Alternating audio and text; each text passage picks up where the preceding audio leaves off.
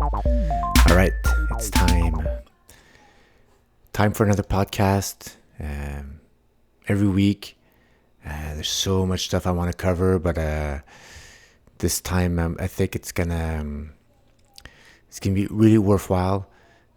Huge catalyst just happened for the precious metal sector. I'm gonna go through that end of month, end of week, and guys, the important thing is to always get a hold of what the bigger picture is for precious metals. Reduce noise, reduce whipsaws, especially with silver. I'm going to show you a few charts there that help me stick around in silver, even if it's a 3-4% down day, just to try to understand where you are situated in that precious bull market. And we are still very much at the beginning. So first and foremost, let's go to what happened this week in rate cut probabilities. I'm going to go to a few charts and how I saw a little bit of this start brewing up. Sometimes I'm over enthused, guys. I say bigger picture, but right now what happened seems to be a pretty big deal. All right, here is remember I had my chicken and the egg theory. So it starts by U.S. equities market correction, and that triggers rate cut probabilities from breaking out. And after that, gold and silver, being precious metals, they react to that and they explode up, calculating that easing, that imbalance is going to be created in the money supply. They have to adjust in function of that. So the first step is to identify when is the market going to correct. This chart, it's a few days back. We broke down. I got my trigger. So okay, something's happening right now. It bounced back the next day. That's when the silver sold off. But after that, it came back down. And if I show you today's current chart, Dow Jones would actually be a lot lower. So all that with the fuel that I saw with the percentage of stocks above their 50-day moving average. If there's a lot of stocks above their 50-day moving average or 200-day moving average, that means there's a lot of room for them to go down, for those percentage of stocks to be below their 50 moving average. And I see that as fuel to fuel this correction. So right now at this stage, the rate cut probabilities were starting to give signs of breaking out, but not fully confirmed. But right now, with the stock market being below those levels, that we really had a confirmation at the end of this week, at the end of the month, that we have a confirmed breakout in rate cut probabilities. Let's go down to that. All right, here I'm on the CME Group website. Countdown to FOMC meetings. This website is pretty insane, especially since I've realized that it's not the cut that makes the price action move for gold and silver. It's actually the probabilities of them breaking out. I love this chart, global probabilities. These are the meetings, the dates, and this is the probability of ease. So they add all up the odds, and March, April, June already we have a 59% percentage of ease. So already for June, the June meeting, it's almost a coin flip. Now under a coin flip for April, but June we got 60% chance, and after that 70, 81, 84, 89% chance of ease. But if you want to see the detail, this is they're looking at a quarter point down to 125, 150 for June. But look, by the end of the year, it's not going to be that quarter point. They're already starting to price that in. It's actually 2 cuts by the end of by December that they're expecting. That's the majority odds of happening, guys.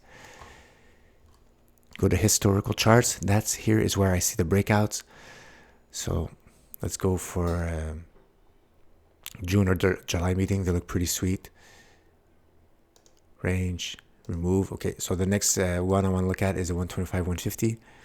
And right there you see my 40% breakout line. I'm above it or above. So for me, it's technical analysis applied to any type of charts. When they had the breakout here of 125, 150 going up in late May, starting going up. Remember, that's when silver and gold woke up, stagnated, and after that, bam, got a breakout right there.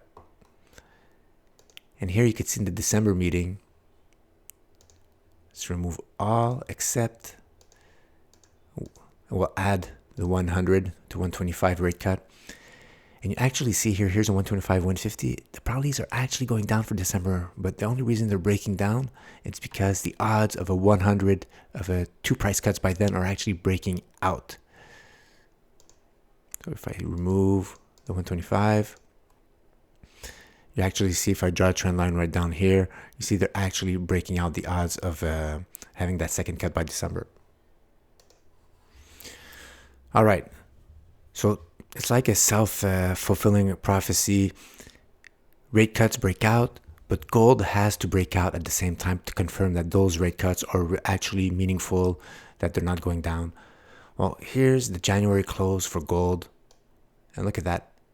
Monthly defined consolidation move, close to the 12-month average, breaking out. Super duper strong. You also have here, we had a close above that monthly defined wall, previous support, now turn resistance. We're above it right there. We busted through that.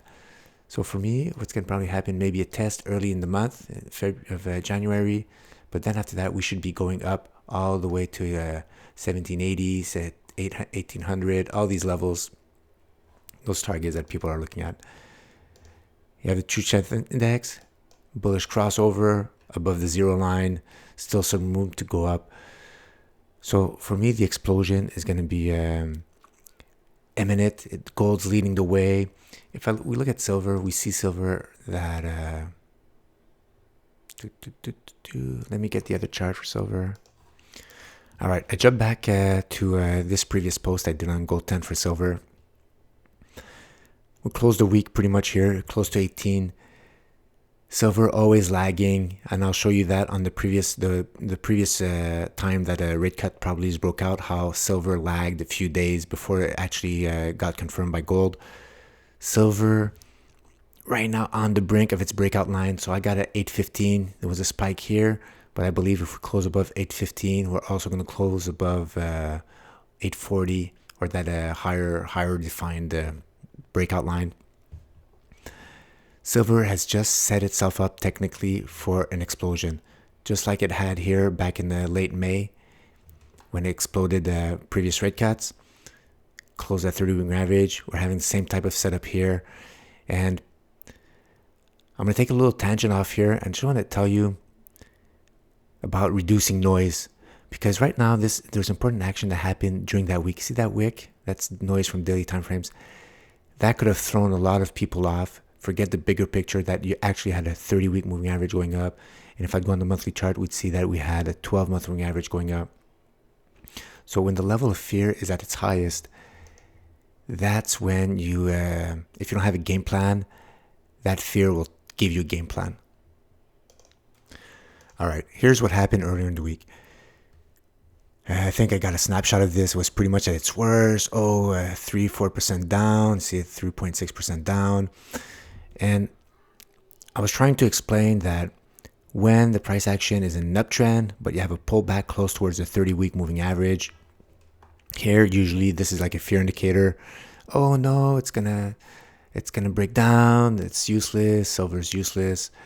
And then you forget all the previous action that you were, the weight of evidence that you had that the pressure bull market is really underway for gold, and silver it's about to be underway officially once it breaks out above that 18 level or a little higher. But if you take a step back and you still see the bigger picture, you're going up, you're still above that 30-week average, this is actually a great opportunity to take a position right here. If it closes below, okay, you get triggered out, but this is a low risk, high reward as it goes back up here, stretching away from the 30-week average, with the price action going to be a lot higher. So always try to remember, pullbacks are the scariest. That's when there's fear, and make sure you have a plan to deal with that ahead of time. All right, here is the silver monthly chart. TSI turning upwards, starting to go over the zero line, bullish crossover, check, done that. All right, let's see where we're at. Let's zoom that in. Wow. Okay. Up here is my ultimate target, 27. There's a higher target up, but that's the equivalent of where gold is now at a 1560. Remember that wall, previous support from that the end of the bull market, support and resistance. So that's where silver is going to start outperforming gold. It's all that potential, that catch-up potential that it has to get all the way up here to that equivalent. So here's a consolidation pattern we've had for a little while. Lots of scares. Oh, going down, going up to the moon. But now you have a clear line that's defined in the sand. Look at that. The support is just, you see those wicks? If you would have taken a step back and you see the price action below, look, we closed the month way above. Even the previous month closed above that support around $17, inclining 12-month moving average. No scare here.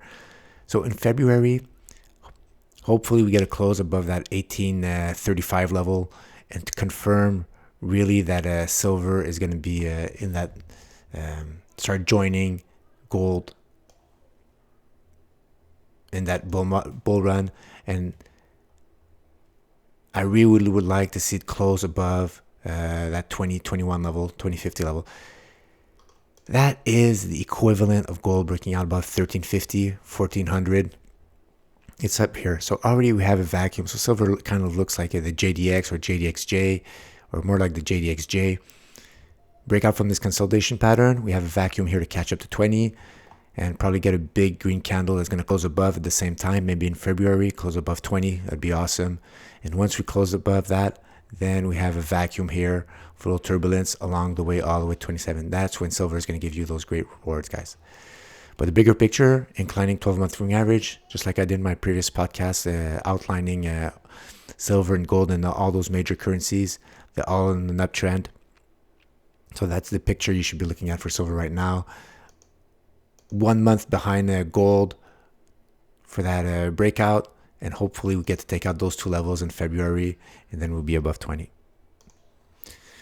All right, before I finish with the big picture, just as a reminder, we're just gonna do possible moves off what happened previously when the rate cut probabilities broke out. The initial ones, they broke out like off low percentage chances of them happening, but technically breaking out, like I showed you on the historical chart, around late May. So gold pretty much broke out at the same day. So gold had a price action technical breakout above a trend line, and then rate cut probabilities they broke out. When they start stalling at a 40 or 50 or 60% level, sideways move, and then markets decided the rate cut probability is going to break out again. Then it went to almost a certainty, and as that was being priced in, gold topped around here. When we had the September meeting, the rate cuts were actually put into place, and gold just drifted sideways all the way there.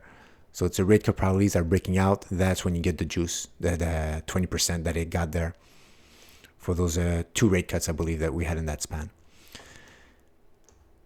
Take that. I don't know about the period of time, if it's going to be faster or shorter. But if gold is the equivalent here that just broke out of this consolidation pattern right here.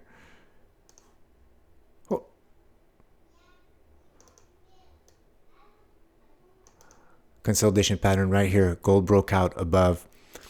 And 20% move.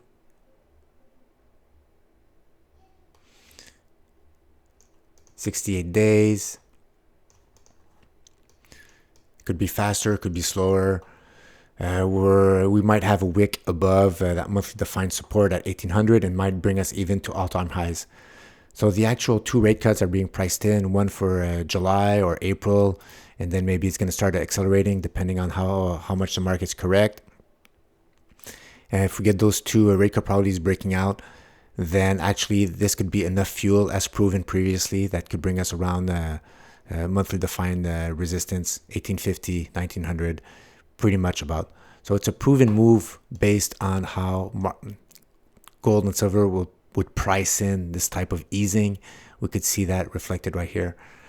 Let's go for silver. Silver. All right. No, right here. All right, here's my silver chart. Remove drawings. Okay, late May. All right here. Okay, so silver.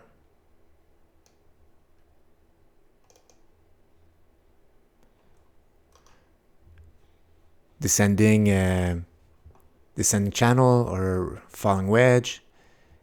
And a few days later, silver decided to join the party. And off it went. Right here.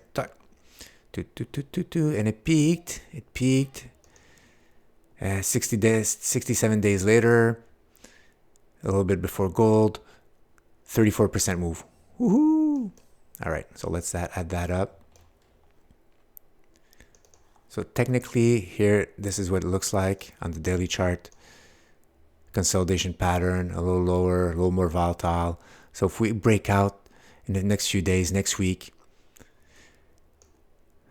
30%, 34%. Okay, 34, 6-7 days. So this would be the imagined move right here based on that type of easing. After that, you're going to have to think about, see how far you are stretched from that 30-week average. I did some moving average analysis to know if your moving average hits resistance on its previous highs, distance away from the 30-week average. It's time to take profits.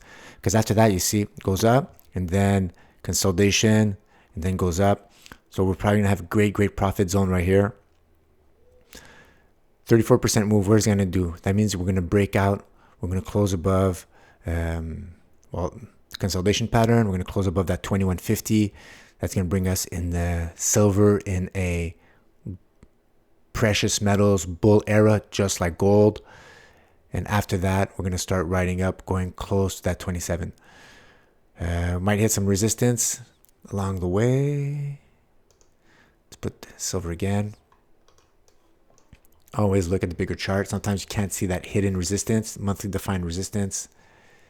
And then you start pulling back on the smaller time frame. Say, hey, why am I pulling back? And then you say, look, see, I didn't see I have some monthly defined resistance right here. So around this area, depending how far you are from the moving average, this could be a wick like this here. Might close a little lower. So this is a type of energy that I believe that's going to be built. Gold silver ratio is going to start going down. This has been unleashed with the rate cuts starting to break out at the close of this week, guys. All right, last chart. All right, this is from my Twitter page. All right, let's go down. I want to show you my wallpapers. These two charts. This is just, if you want to see the bigger picture, I've been dabbling with this with PNF. It kind of distorts the x-axis, the time cycle, but that's actually added value. So instead of thinking about time, you're just thinking about price action. Where does it start? It's like the stages, but condensed just in its purity. Price action goes up. Okay, that's enough. Then we start declining, distributing, accumulating, going back up. And I put time labels here because I just to show you the time that it took to do that. But you see on the timeline, it has nothing to do with that. There's missing years. There's added years. It just depends how the price action decides to move on a PNF chart. If the substantial move going up, a reversal, then it adds a column, noise reduced. But for gold, for me, it's so simple. Every time we had this type of move here off consolidation base, just like here when we broke off those cycle lows, it didn't come back right away and then the retest. It was a solid move. Up it goes in its bull cycle, hits its high, defining the highs, then starts going down. And right here, just like we had that base right here and we broke out here, so convincing, pure resistance, noise reduced. PNF charts is just awesome for that. You know exactly where you're sitting at. And for me, right here with cycle analysis, not time cycle analysis, but this is more like price cycle analysis, we're approaching the high of that major cycle. And if we start creating a channel here, same angle of ascent, I have a range of 2600 to 2900. I don't know when, but the price cycle should eventually hit that. Could be fast, it could even actually go straight up here and not adding. If it doesn't reverse on the way there, we're not going to get a new column added. We're going to hit it very close to that. But if we go up here to that 2000, and then we get a reversal that justifies a new column of O's, and then after that reverses back up, it could look like that, and we'll be pinpoint on that target. And for silver, put this one as a wallpaper. Noise reduced, guys. Look at that. Up, base, explosion, base, cycle low, 27 years. Gold was 25 years. Base, and not like we saw with the previous charts, soon we'll be joining that base will be complete, I believe, either probably in this row, this column of X's. We're going to be closing above that 21 and eventually that 27, and then we'll be with joining gold on the way to highs of that price cycle analysis. And if I have here, it's more clear, the trend line, the channel has more hits, 1, 2, 3, and we already have 2 on top. This is my range, so I don't know when, but this is my range for the top of the channel. Probably a pullback after that, but that'll be a price cycle high around 55.60, guys. So this is a long podcast, but a lot of stuff to cover, and I hope you guys enjoy it. Thanks for watching. Ciao, guys.